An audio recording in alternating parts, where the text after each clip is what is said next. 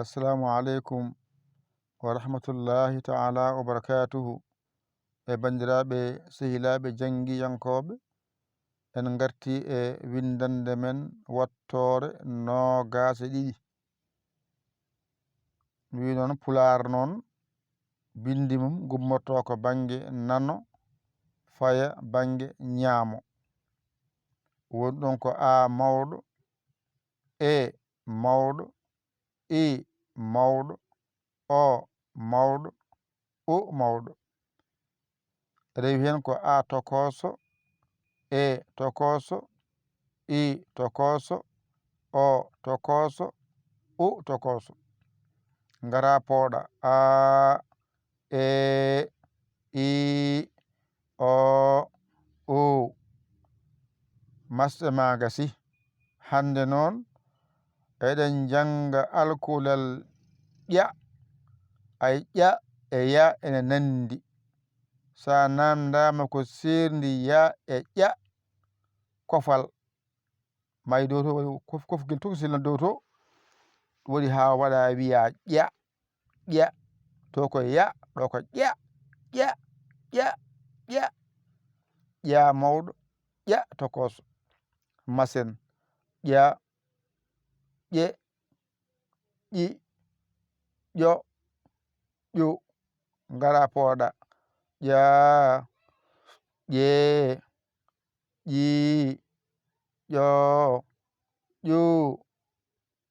hakkunde aƴƴe, eƴƴe, iƴƴe, oƴƴo, oƴƴo. ngara pooɗa aaj, eej, iij, ooj, uoj. jipoles ƴaƴ, ƴeƴ, ƴiƴ, ƴoƴ, ƴuƴ. ngara pooɗen ƴaaƴ, ƴeeƴ, ƴiiƴ, ƴooƴ, ƴuuƴ. ɓamtu windande men wattore nogas e ɗiɗi. a mawɗo, e mawɗo, i mawɗo, o mawɗo, u mawɗo. rewi hen ko a tokoso, e tokoso, i tokoso, o tokoso, u tokoso. rewi hen ko polle ma a, e, i, o, u.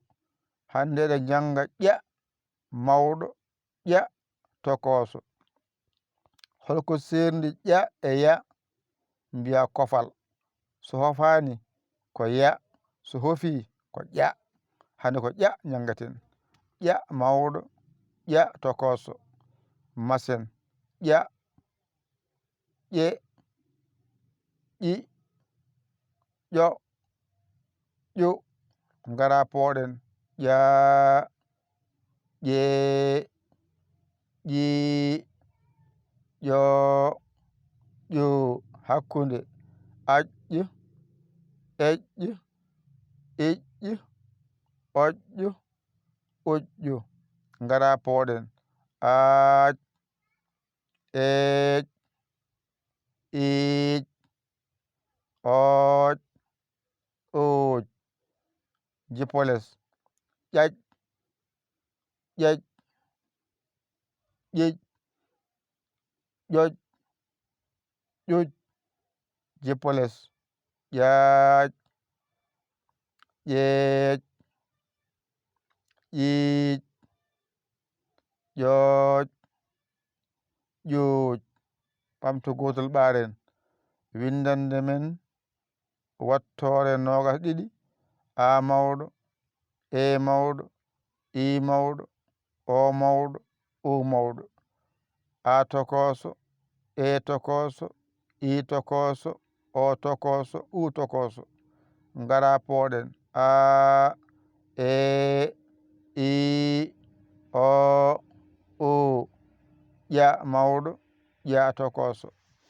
ngara masen ƴa, ƴe, ƴi, ƴo, moƴƴo ngara pooɗen ƴa ƴe ƴi ƴo ƴo hakkunde aƴƴo eƴƴo eƴƴo oƴƴo oƴƴo ngara pooɗen aaj eej iij ooj ooj jippoles ƴaƴ ƴeƴ ƴiƴ ƴoƴ ƴuƴ ngara pooɗen ƴaaƴ ƴeeƴ ƴiiƴ ƴooƴ ƴooƴ timmi ƴettu kuƴol ma e karne ma mbañitoɗa janga ɗigga a hoolaki hoorema ƴeew camorɗo mo ɗakkoɗa sara makko o holluma o walluma ha jiya lawol